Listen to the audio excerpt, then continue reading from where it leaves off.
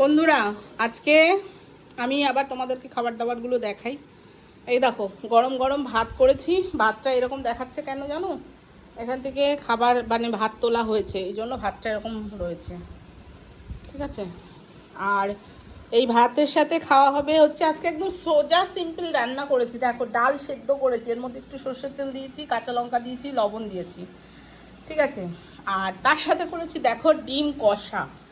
ওফ, কি কালার দেখেছো! ডিম কষা মটরশুঁটি দিয়ে একদম গামাখা গামাখা, জাস্ট ঝোল।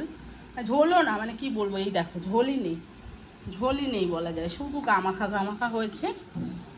আর এই দেখো, তার সাথে করেছি হচ্ছে বড়া দিয়ে আলু দিয়ে তরকারি। দেখো, বড়া না সব ঝোল খেয়ে নিয়েছে। দেখো, এখানে থই থই করছিল ঝোলে, এখন দেখো ঝোলগুলো সব খেয়ে নিয়েছে।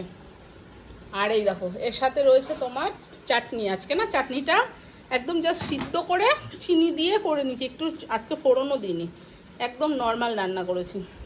তাও দেখো নাই নাই করে আজকে মাত্র 4 ভাগে রান্না করেছি।